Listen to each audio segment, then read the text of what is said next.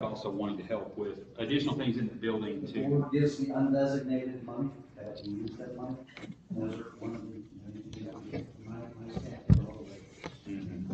And they did a fantastic job. Anything else I can answer? Are there any other questions? I've got a question, sorry. This isn't necessarily for you, but it's kind of the elephant in the room. Has anybody quoted this? Is there any ideas for money or what it's gonna cost to achieve? I think so. I haven't. We have not, seen it. we don't have a fully vetted set of construction documents, and we haven't done a full due diligence, survey of the site. But based on recent projects that Coke has bid and recent projects that I've been a part of, we have put together a conceptual budget, and we think we can do this for $3 million. The expansion and renovation, $3 million. How long would, if we did, how long would it take? So they need, yeah. I think if we were to fast track it, Yeah, only hiccup would be construction. With that, this is probably a 8-month build just because of the complication. 8 months ago, because of how big it is. It's a tough site. Would you need a approval too? Building or building? No, I think you'd have some temporary egress measures, because of where that bridge comes across, or that connector comes out. You'd have to do something to that effect, but ultimately it's in a place where you're not gonna have a lot of disruption. Yes. I'm going to refer this back to Dr. Lindbergh, but we did have, conversations about in that situations, how he would relocate kids and temporary relocation, so I think he would develop that. Am I correct, Dr. Lindbergh? Yes, ma'am. We would, basically, it's not going to take away any, there's only one room that would be affected. What we would like to do, because the existing CDC room will be a part of the renovation, but that's currently where we house our CDC kids. I would hopefully work with the teams, whoever is involved in this, to try to do that part as minimally invasive as possible when students are in the building. The rest of the building is all going to be outside of the normal school setting.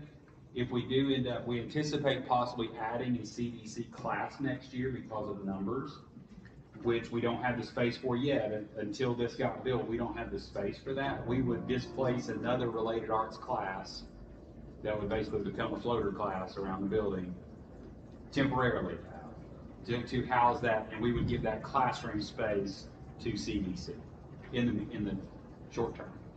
And the other alternative, which just prolongs the overall project, is to do the addition, relocate the students into that new addition, and then retrofit the existing CDC into retrofit conference space to phase it.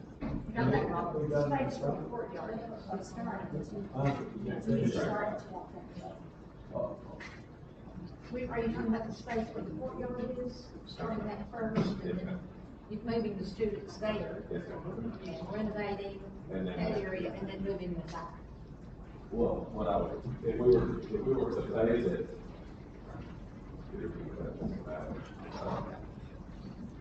this is the existing CDC, so we can build this, relocate them into these new classrooms, and then retrofit conference spaces. After that, do it in sequence. Yeah, but that would probably cost a lot. It adds more time, which is gonna have a problem. It adds more time, it adds more cost. It would add more cost. Maybe cost. Honestly, we'll make it work. Whatever, like, we will make it work. I promise you. Ms. Mason, Dr. Cash, Dr. Hayes, now we can, Well, magic. we'll make it work. Dr. Cash comes up with all sorts of great ideas. Well, we gonna try, the money, I mean, whatever, we gonna try to. Well, that would be a discussion for the board specifically after we looked at everything, so I wouldn't recommend, having that conversation at this point. I would recommend holding that. But I will tell you, Mr. Bronson, I think that this has to be done sooner than later. So I think we would have to evaluate, what funds we have available and then begin to work with the commission on that. I think they're more than willing to help us and assist us, but there's a lot that we need, so we would, as a board, have to decide which direction we want to go. And how we do that. Any other questions? For Ms. Mason or anyone? Well, are there any grants or anything available? No.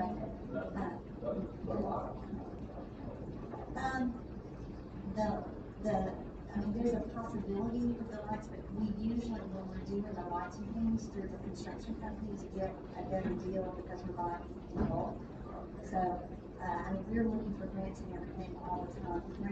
Grants for, anything construction wise are slim, very slim.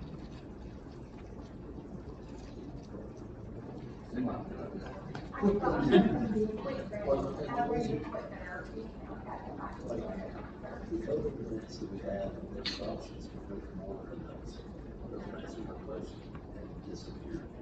And so this is going back to the traditional type grants that are done for. That was not typical. No. I had never heard of one.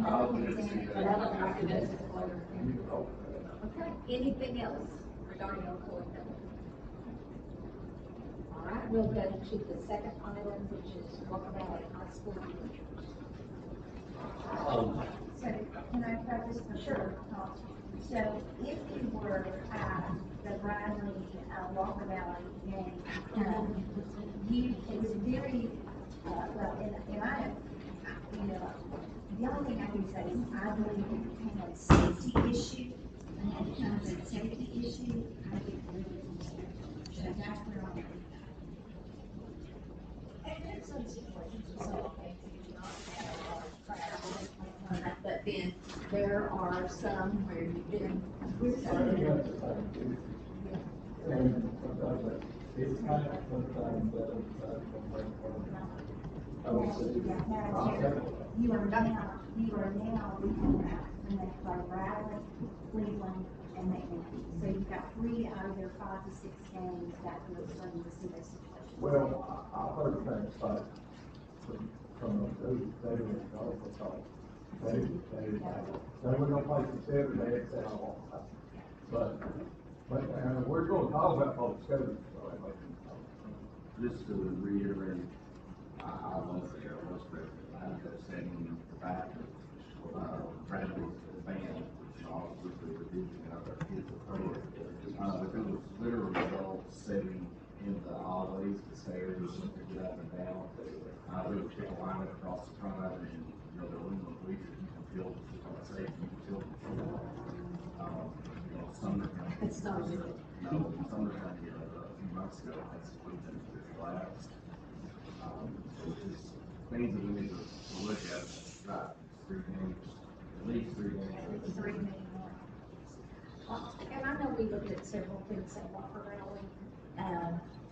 So the bleachers, in your mind, is that like the number one? Listen, I watched that and I was about to have, like, somehow, I mean, it's like Josh said, it was to the point where I went over there and I said, I've got to get some of these kids out of these bleachers.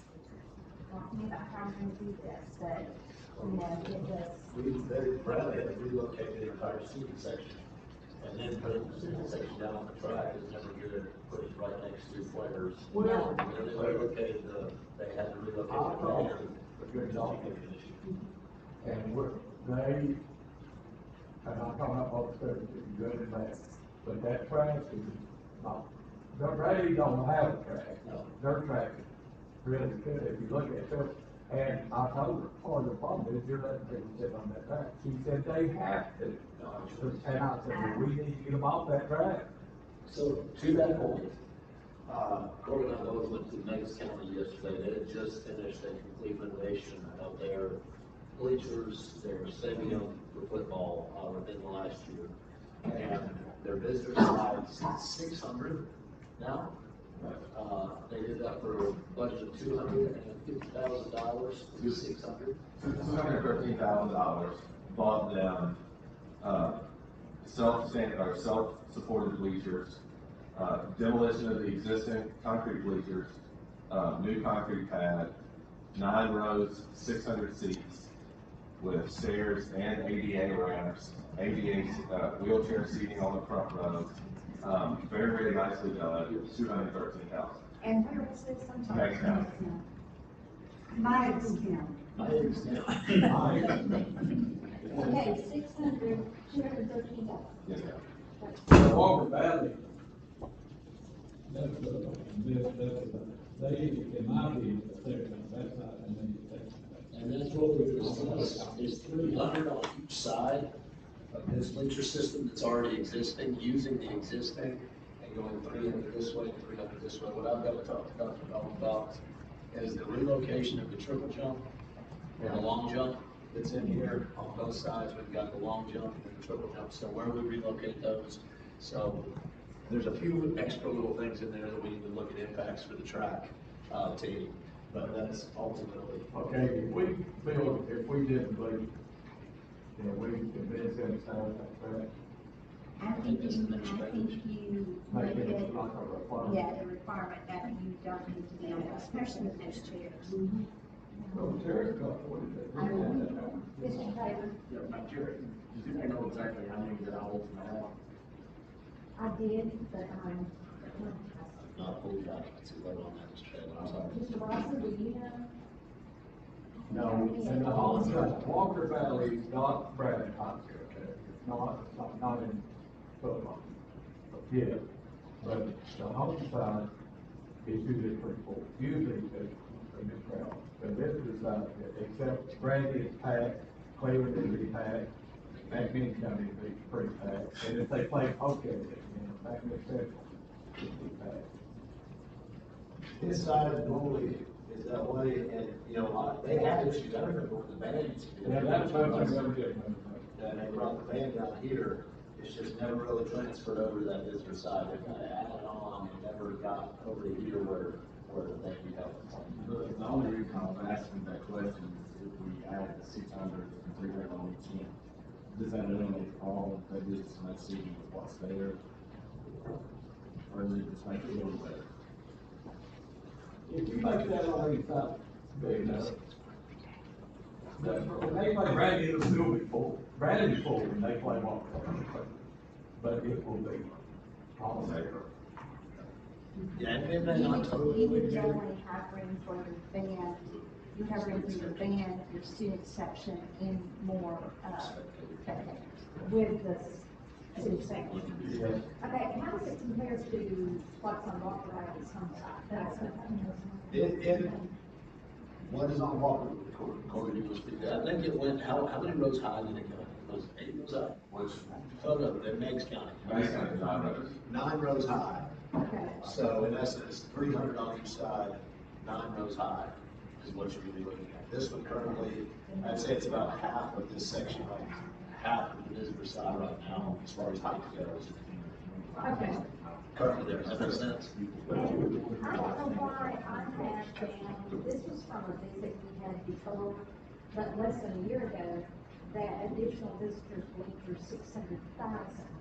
Does anyone know where that figure came from? You have to get 600,000 is per bleacher. Oh, I think that. We were, that was, Well, you're talking they were about- talking about putting one section. They don't have, What? no, they don't have 600,000. No. No, $600,000. No, that's why, that's when she said that, I thought that's not right. I knew that cost was high, that's why I started asking around and then I got them to go, because when we put the bleachers in for the band, Right. it wasn't even, it was under 100,000 for the pad and the bleachers, and, that's been a while, but I knew that number was, Closer. closer to what we But were. you were gonna put, on that side, you were gonna put it up, like, where you were saying, The handful of things we can do, to your point, you don't wanna build it for Easter Sunday. But you want them to have room to expect, you want them to have room overflow for those occasions. So if we were to do an expansion of the bleachers, we're gonna do site work in concrete anyway, we can extend concrete and we can put fences up to keep them off of the track. And keep them, and give them a walkway to circulate and a walkway to stand. There is a fence, I think it's there. Okay, are we Give them room saying to circulate outside. 213,000 total, or are we talking about 426,000? The six, so Meigs County, their section, they had, it was, their visitor side, the entirety of the visitor side, demo, site work, concrete pad, bleachers, 9 rows, 600 seats with all the ramps and everything, it was 213,000, and that's post-COVID. Okay, and that's what we're. About 18 months ago. But that is a big difference. than what's on-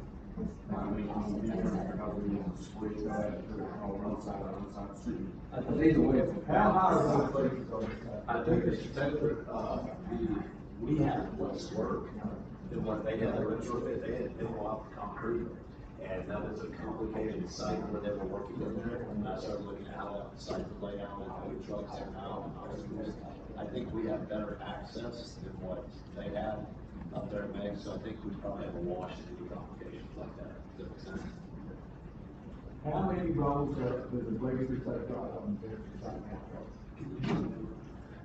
Mr. Bryson, it was several years ago when we were in, somewhere in the east playing football, it was one of the big stadiums, and they had what they're talking about, they had the big center section, and then they had smaller sections on the side, and it didn't look bad, it really didn't look bad.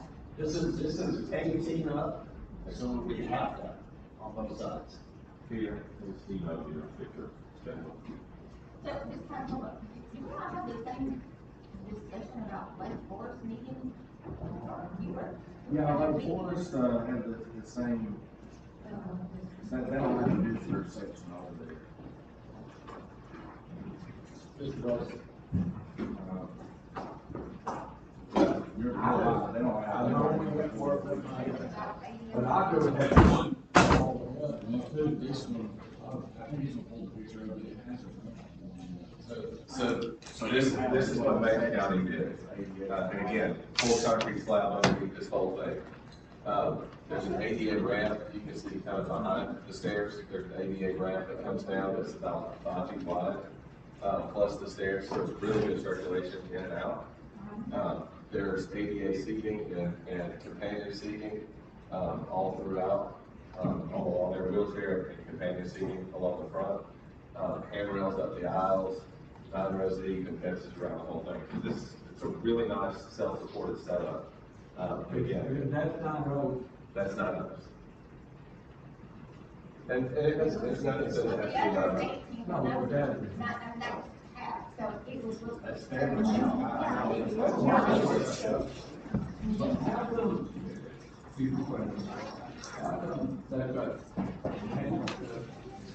Brandon didn't have, my kids that are Rockford, they're, he loved Brandon very much, but he likes to put a lot of Brandon, because he can walk up. So the handrails are currently in process. They're being installed today, right here. They're actually getting installed today. So that's been something that, obviously, that stadium was built when code was not the way it is today. But don't you have to upcode or whatever? Well, you get grandfathered in on different things, but obviously for protection of the board and for egress of that stadium and litigation and all the above, it would be wise to get those handrails in there. My God. The employees of Bradley kicked them out of there. I told them today, I kicked my contractors out of there. I told them today, call me and I'll send big guys over there to stop. You know, let you know. Okay, The employees stopped the contractor from working. When they were 4 years old. Yeah, because they said it was a football game. It has nothing to do with the game. You know, drilling holes has nothing to do with the whole farm. Well, That's what slowed the I'm process. just saying, it's a good school, it's great state, the best, one of the best states right here, but it needs Those handrails, and those handrails are being installed today. handicap kids like But so that. we'll have the handlers tomorrow. The goal is to have them for tomorrow night's game. Very good.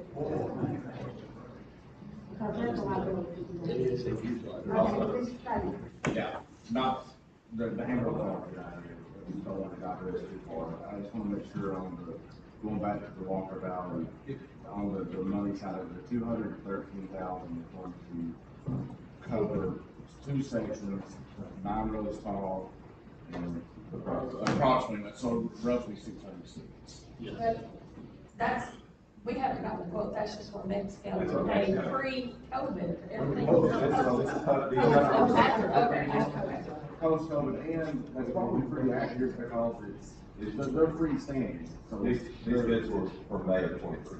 they're kind of things that have moving around out. Which is why we want to get it. The other thing, the other consideration, beyond, okay, the seating is the need. But what Meg's County said, they wish they would have, the bleacher company also does a prefab press box.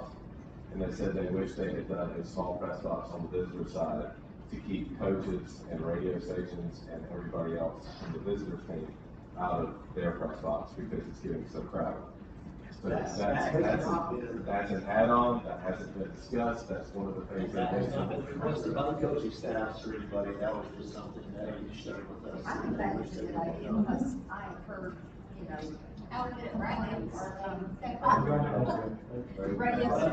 Bradley comes on both sides, I think they're back to both sides, there was a time when they went on the visitor side, Scotland used to do, over on the visitor side, but I don't know, I've not paid attention if they're still up on the visitor side. I don't know, they used to. Yes. When we went down there and traveled, we were on the visitor side. do you know where they are? Offhand, no. I know it depends on the school. Like Cleveland uses both sides. I don't think Walker does. I think Walker has them both on the home side. I kind of think Bradley has them both on the home side. I was thinking that same thing, I thought if you're on the radio, You can usually hear either another broadcast team or a coaching staff at any given point during most of our broadcasts. Unfortunately, I really think that is something. it's not great. Let me do this. There are a lot of different contractors that do something like this, but there's only about 3 or 4, actually 3 or 4 prominent bleacher manufacturers that manufacture, deliver, and install actually. And I think at least 2 of them are going to be the TSA contractors. One of them, so I'm gonna get some pictures of the existing Walker Valley and see if they can match and extend those sections. And I know we need to move on, but I would be remiss, and I know that there are lots of things at every school. But, as far as AGM at Walker Valley for the future, so I just had to say that as well. I do agree with those bleachers, though, I think that is definitely a safety concern. So, okay, anything else?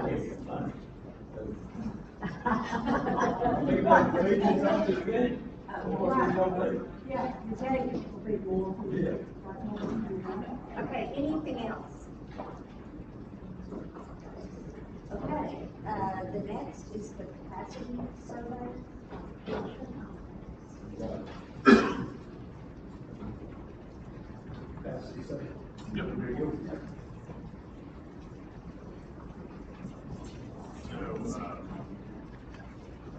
before we start, bear with you a bit under the weather, but, and this is Susan Davis from our office, who just been essentially putting this together. Been working on it for quite some time now.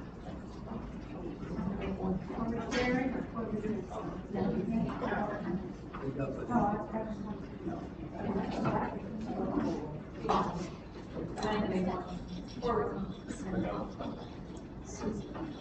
do you want me to start?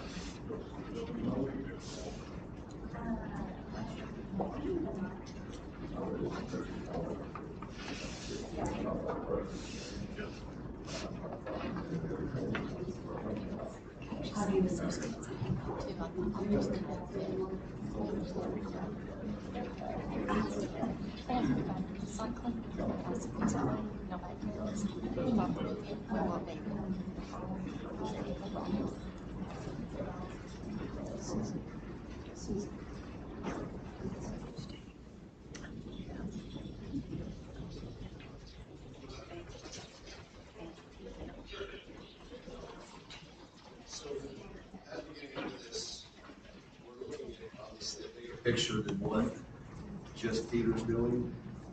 So, this is post-COVID growth, okay?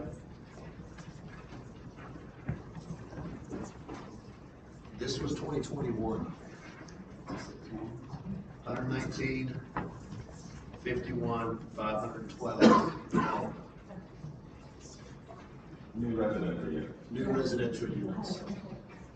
This now, look at all this. And I've been out all over the county and we're seeing new residences, permits being pulled everywhere, okay? We have expansions going. This is Michigan Avenue right here. This is the big expansions going out Michigan Avenue Road now. You've got them on the north end up here. Where is that? This is North Lee Highway, Mouse Creek, or not Mouse Creek, Fish Creek Market, take a right there where the old Montessori, across from Blue, up on top of the hill. You know where the old golf driving range was? That's all houses, go above that. What were they gonna do? Therein lies the What conversation. right now? They are, because of the way the city is annexing, they are annexed to be going into the city.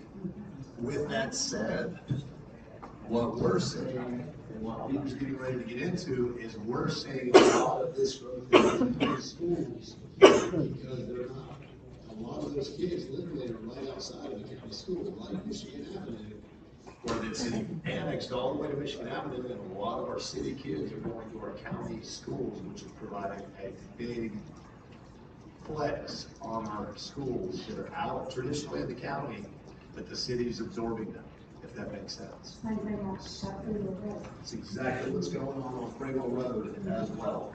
So, and that's on, you can see it on Freewell Road's it's not. So see, the city goes to another. It does.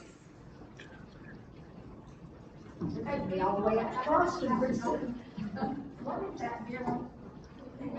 This is exit 20.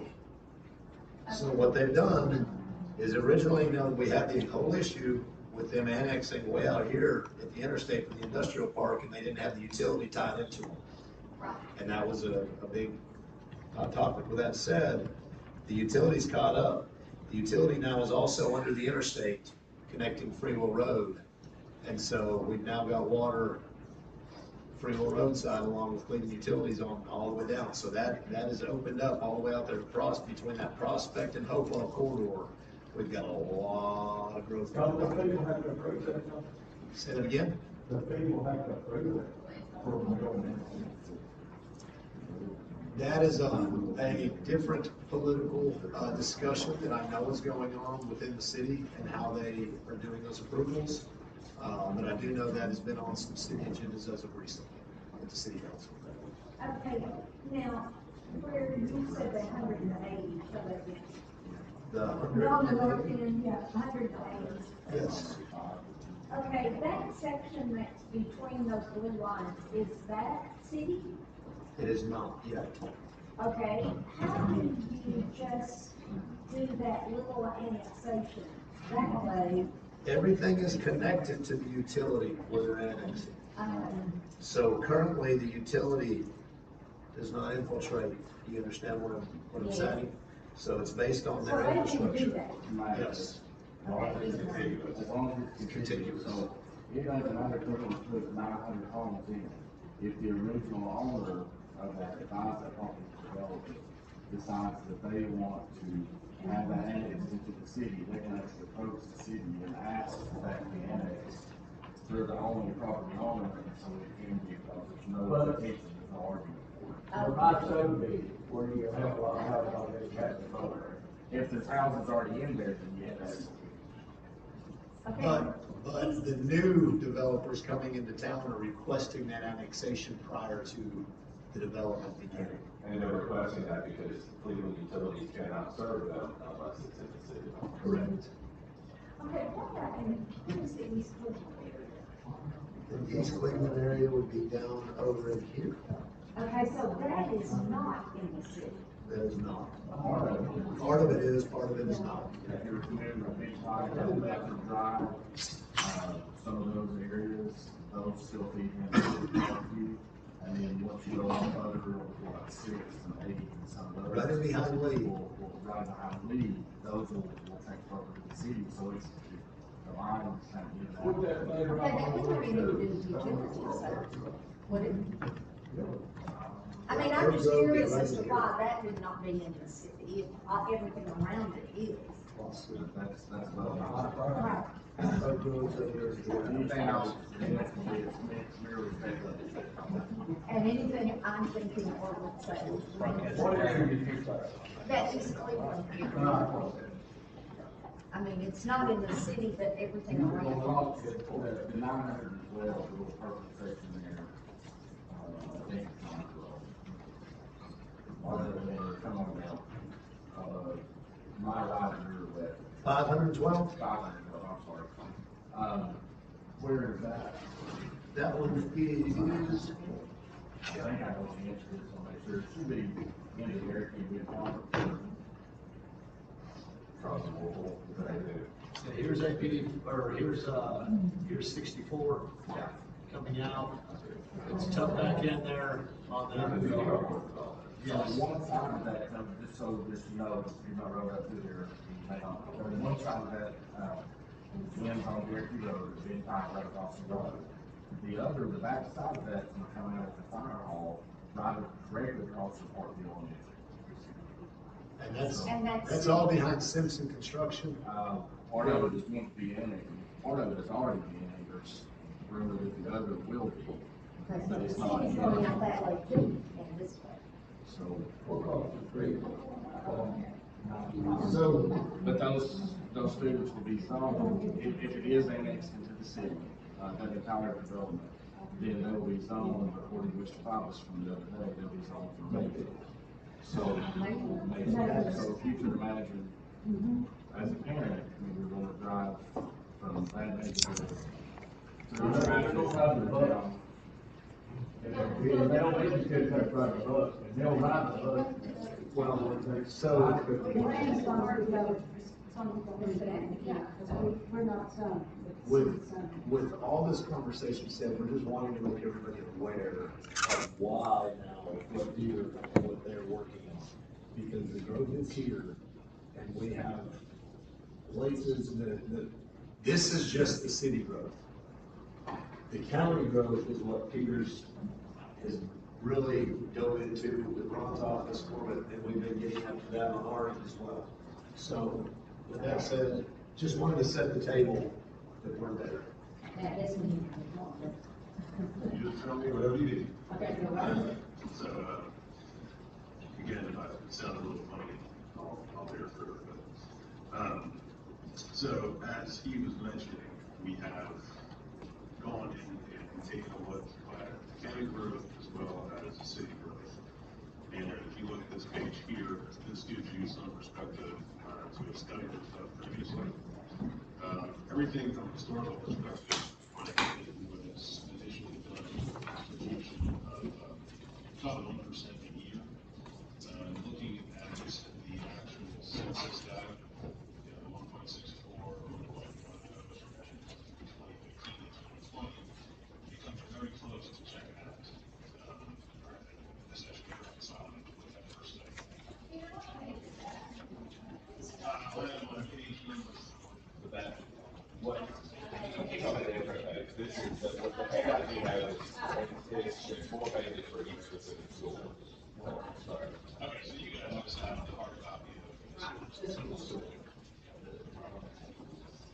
So,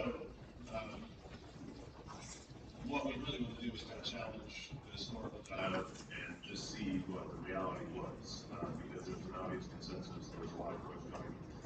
And, getting into it, you're factoring in historical as well as what seems to be somewhat antithetical to the way it had been developing previously. So, going back and just kind of checking what the kind of enrollment was for the schools, trying to take the enrollment numbers as well as the city and county population into account at the same time. And again, this is just historical. The 2020 anomaly and even 2021 is probably something that needs to be taken out.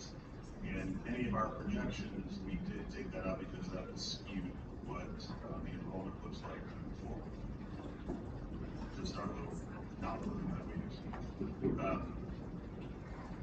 So again, you've got pretty steady growth in the city as well as the county, just from a historical perspective as we continue to move forward. And this is the projected population. It's a steady climb from what we're seeing. And just kind of summarizing, this is the trends for each of the schools, just depicted in a graph as to how it has stayed relatively steady. So even though we have all this data we have to this point, and thinking about the historical 1% growth, what is happening in addition to that? So we have met with the city, Chamber of Commerce. Ron Wilson's been very helpful in being able to give us actual permits. So we're taking a lot of that data and trying to see how we can extrapolate that in our study. What does that mean for specific areas of growth? So just to kind of give you an overview, as we start breaking this down, we looked at the county as a whole and broke out the respective schools and their districts as they relate to the city. And from what we were told, there are really 5 different classifications, or I should say corridors, of areas of development. And so this is how people in the city are referring to them, so this is the same nomenclature that we used as well. So you've got the northern corridor, which you can see in green here, that's number 1. I'm sorry to interrupt, just to clarify, those are not our districts. That's now the city's identifying. So you see those numbers up there, that doesn't have anything to do with what district. It's not first district, fourth, third, you know. This was just taken to kind of show where it was going. So, yeah, in this sense, just because that's how they classify it, they all have their own ideas as to what's happening, and when they talk about specific developments coming, they talk about, well, it's going to be in the east corridor, it's going to be in the southern corridor. So we just tried to use that to understand some of the demographics that are happening in each of those particular areas of growth. So you got the east corridor, which encompasses Michigan Avenue, Parkview, Ben Taylor, excuse me. And you're on the verge of Oak Grove as well. Back here, number 3, the southern corridor. We'll show you here in a minute. That seems to be one of the hottest areas as it gets a little closer to Cleveland, or excuse me, to Chattanooga. And you can see there's really not anything in the middle with the exception of Blackhawks. And getting into zone number 4, which is Rapid Valley. That is a small, kind of concentrated area, and it only has Hopewell and Prospect. But as you mentioned before, the area was a Freewell Road along that area. You can just see development just going around. So at least that's the consensus so far. And then number 5 is the Old Lower River, and to kind of give you an idea, if you're looking at a specific zone, or the reason why we're calling it that Old Lower River is there are some demographics associated with that type of development. Single-family type houses, more retirees, you're not going to see a lot of individuals who are going to be contributing to the school system in that area. So that's why we use that nomenclature as well. And looking at how the growth trends are happening You also have, this map, which was provided to us by the city, gives you some indications where you're gonna have limitations on development. And you can see, up here to the northwest, the obvious topography presents some challenges, in that area. You've got a conservation zone in the northeast, and to the southeast, kind of where the Taylor, school is, in Valleyview, excuse me, there are, I think, some hesitations to bring out city utilities. From what we've been told, it could be upwards of 5 to 10 years. I know there are some differing opinions on that, depending on who you ask, but that's what the city has informed us, it's gonna be some time, so, essentially it makes development a little more challenging, the soil doesn't percolate, so I think there's just a lot of challenges with that particular area. Disappear, I know, I don't interrupt, and I apologize, but this may be the best time. So the Illinois utility, you know, they have a 3-year, 5-year plan to develop, or excuse me, to increase their capacity for what we refer to as city sewer, just sewer service. It would be their Illinois utilities instead of the city. Where the difference is why that matters is because a lot of this farmland is things you weren't able to develop before, had nothing to do with the farmer can do, it was just the soil wasn't good, it's another lack of septic system in. Now you'll be able to do that over there. So again, as we're looking at this, we have to kind of keep that in mind and in consideration. This land, it's not giftable, no, it's just land. Yeah, we agree with that statement. It's once you have the infrastructure in place, I mean, it's not kind of a no-brainer where you start to see that development start to shift that direction. And you would anticipate things moving forward if that happens. So just to go back to what you said with the co-utilities, I guess, can you explain that a little more to me, just so I understand it? So they're currently offering, sewer service, I think it's from the McClanahan Road there on 64, I believe it's gonna be just east of Wild Road. They offer it all the way to Old Clarkson Road, where it comes out. So that's actually now on both sides of the highway. So what does that have to do with this southeastern quadrant of the county?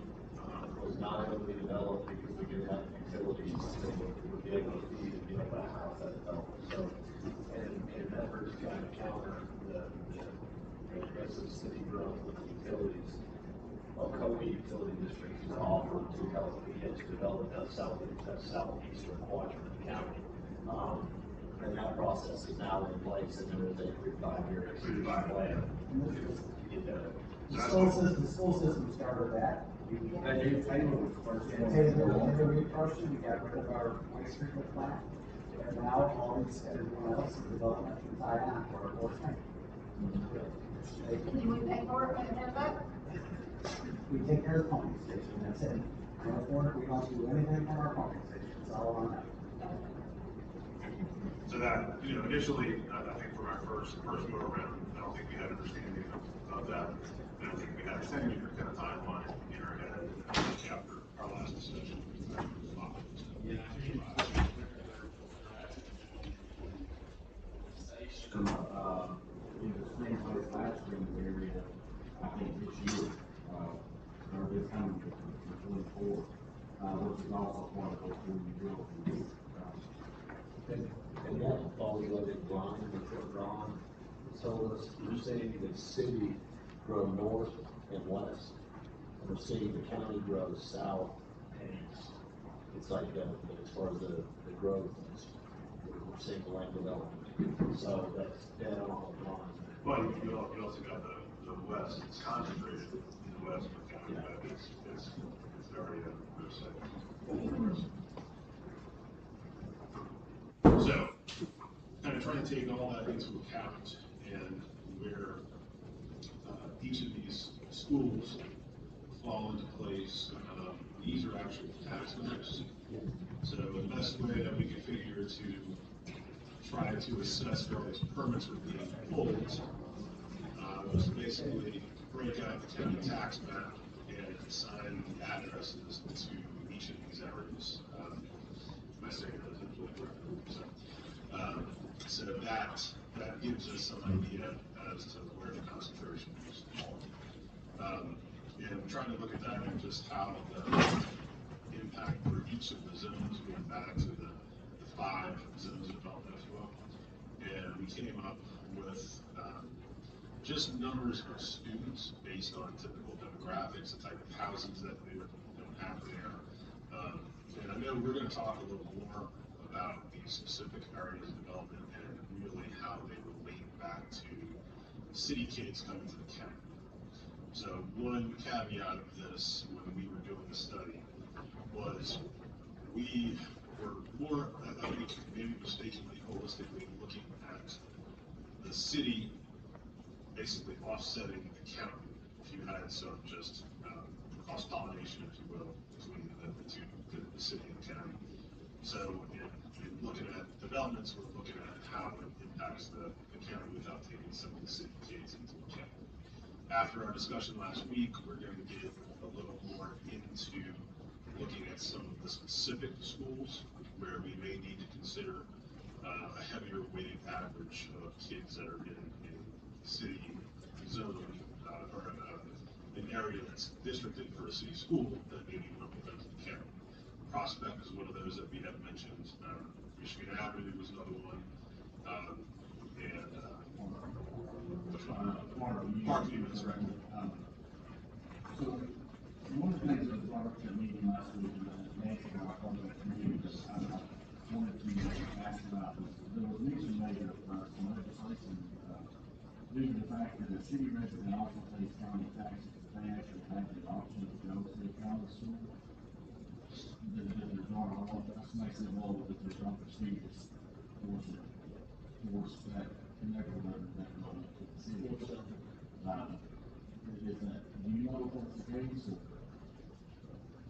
I'm trying to put back on the spot, I'm just curious.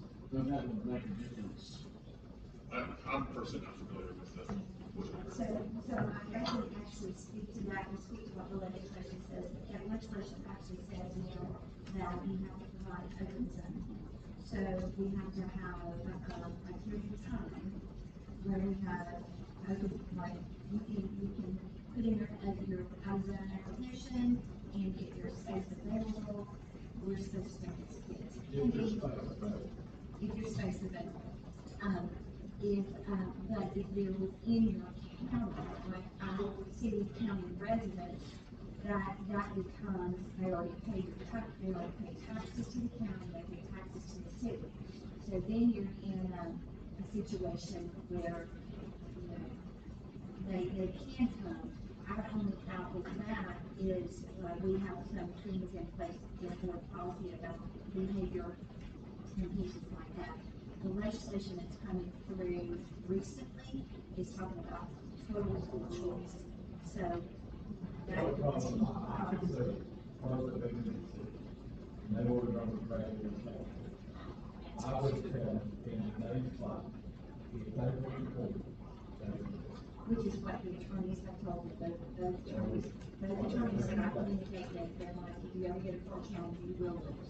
So you said open zoning, you would have to take the county shoulder first. You take the Otherwise, county, you take you the have to pay it to the city to their county only resident. correct. County comes first, we don't have a choice, if the county school, if they're zoned, whatever they're zoned for, we don't have a choice in that. Like if there's a 900 home subdivision and it's zoned for Parkview, we have to prepare for all those kids are zoned for Parkview, that's what we have to work with. But if they're, if those want to go to other schools in the county, then they begin to start to look at capacity and all those other things. But if it's a city student, they have the opportunity to come. But if we are at capacity, especially like we are at Waterville, we are no longer taking the students. But that does not keep them from taking us to court. They can still take us to court. Yeah. I think so, why, because the city's in the county. Yeah. And you can't separate. it's hard to say where we want to take county students because the city is part of it. And in the city, I pay both city and county taxes. So it's hard to, I mean, they walk off street. it's hard to, I agree with our desire is to just take county students, but if I live in the city, I part And the other thing is, we want students to have that choice, but we, as a system, have to recognize, once you're at total capacity, that's why we're here. We're basically at total capacity, which means we're going to look at how we expand what we have to do. But long before I was here, there was a crossover between the city and county, and it was like, we do have some leeway if we are, if it's a certain situation, certain things, that's where we have to, but still, you're challenged. That's where it's teaching me what you don't get city money. Because you can't have your cake and eat it too, both. I'm the city that's part of county, and I should be able to get city money for the expansion to make sure the school is in the county. Any city kids come because they pay city and county taxes, it should provide.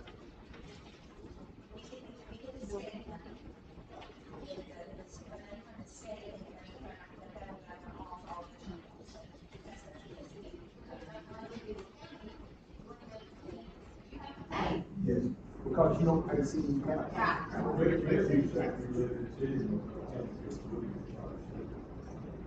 You already live by taxes. Yeah, I don't think we can give up that. Because I will tax you. Oh, I will pay city and county. That was the still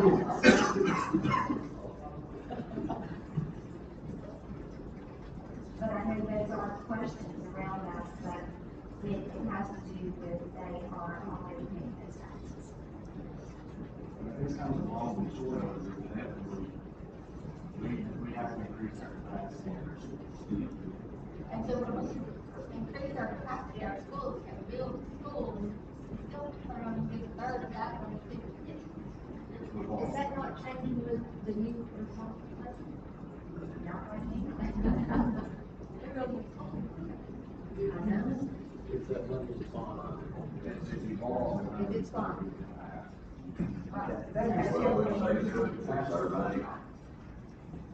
That would be the issue, legal issue. Because it seems like to me they're double dipping. And so with that, legally, how do I say, I understand what they say, but how do I say, I can take any kid, plus I'm gonna give you money too? I'm taking you because I'm taking students that are paying city and county taxes. That's the payment. I would usually have a legal conversation about what that looks like.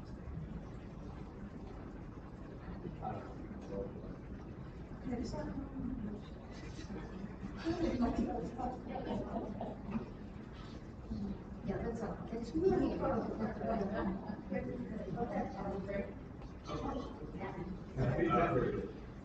So it was interesting, we had a pretty in-depth conversation last week about all of this. It's not an easy answer.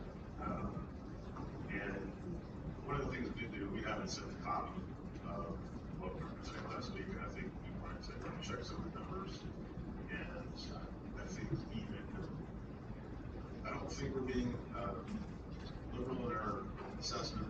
I think we're still trying to be conservative, but even with that, over the course of 10 years, I think we went from about 12 to 13% overall growth, and kind of looking at a couple other things, closer to almost a 24% increase.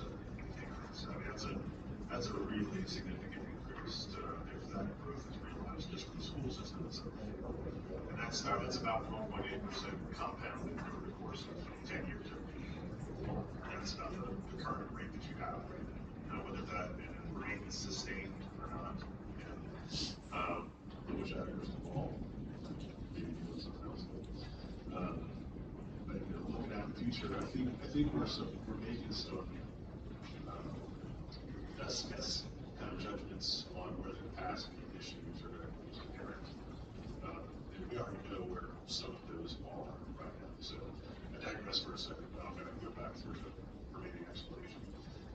So each of these areas of development, we went back to the nomenclature we used in the city.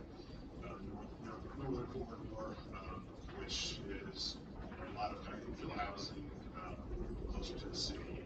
You have massive developments in most cases. They're going to have some level of contribution just from the density to what we reduced to be about 59 additional students over the course of 10 years. Same thing here with the east corridor. And I know this is one that's specifically in question, given some of the larger developments and the proximity to the city. But as of right now, we're looking at about 56 additional students. The south, just because of the area and the amount of development that is foreseen there, we're thinking that's closer to 115. And again, there's some explanation demographics on why we took the numbers that we did. 47 additional students from Rapid Valley area. And we've got 55 here. I think we're going to reassess that a little bit just because that demographic might not be as heavy for children.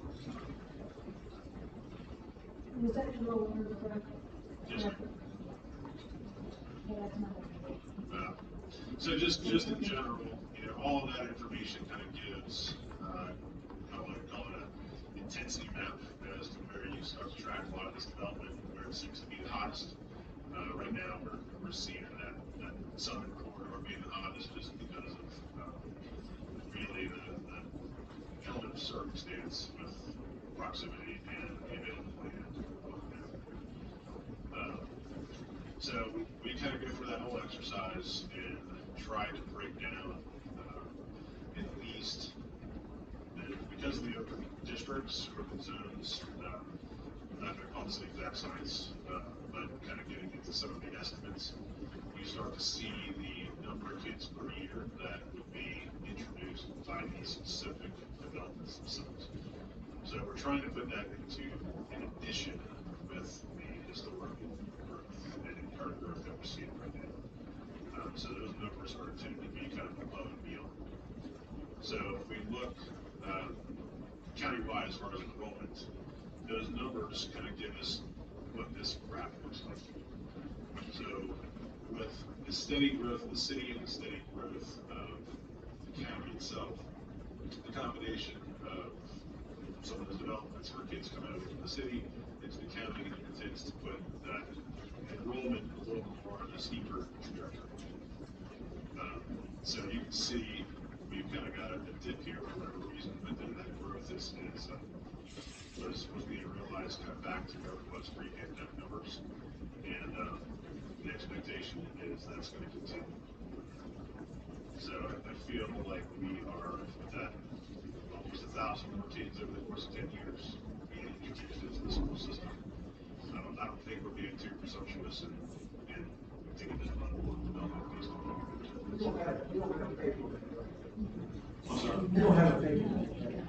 Here's the deal. Let's see. What's that?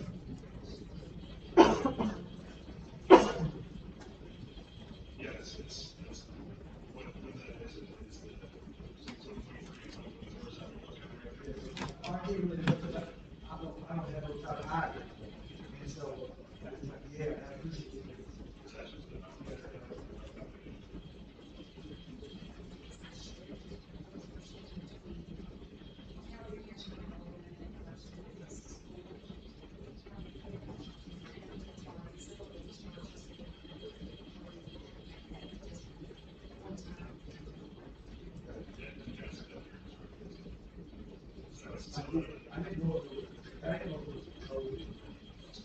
That's how I see The COVID thing is right about here. Right. So that's that tree tip right there. Just the way these are together. That's what you mentioned before when you transition from pyramid data to data future. Just has some high numbers for the charts. So on the far left, the bottom of here, the far left is the map of each kid road. Yes, sir. So, I think what's important about this is that there is, that historical data, went back to the study that was done to begin with. All of the census data has been back to validate those numbers. That was done back in 2007. So the 2010 numbers, 2015, 2020 census data all valid. But the general idea at this point is that you're going into uncharted territory with the level and size of growth and development that you're seeing. So this essentially deviates from that historical growth based on what we're seeing. That's your kind of point of departure for enrollment versus a low percent. And when you did the demographic study, it showed you got the age, what they listen to, what they equate those schools. So I will say, We did those studies. we didn't get into, we're not gonna call ourselves monitors. Yeah. But, in our limited knowledge of what that study would be, we tried to just do some best we could based on the population of type of people. And we were able to glean some of that information from county officials and city officials. But Here's something kind of to that point, some would argue that there's no such thing as perfect information. Really there is, it's just a matter of you have time, resources, money to put into it to achieve perfect information. Well, they do, like what you're saying is spot on, because they are studies that actually show what demographics are going to be moving into South Braddock County, what's demographics going to be moving to North Braddock County, and Uwalk area. I think just looking at this, based on, if you took all the other growth factors out, they're taking place, if we stay on the same path that we've been on for the last 20 years, we're still at capacity, we still need to make money. When you start factoring these other things in there, then it's going to increase in certain areas, we need to look at it quicker.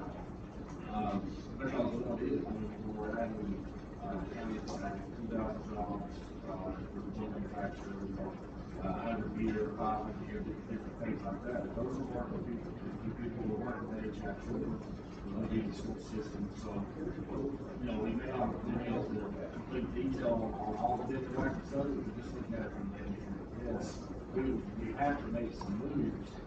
But then the question, in my opinion, becomes where do we need to go first? If we have limited resources, we're just going to not have this out. But we don't. We have to take limited resources that we do have and then make a decision about where we're going to start and what's going to be needed first. I think I would have had a presentation on cheating a little bit next time I've seen some of this. Maybe we'll get into some of this and just a little bit about there's growth everywhere, regardless of the impact.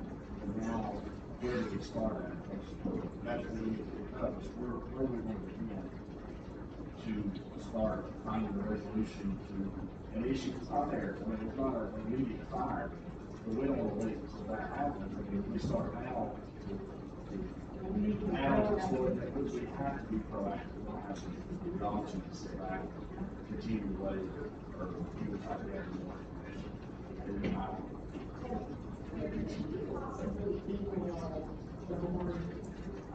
Yes, sir.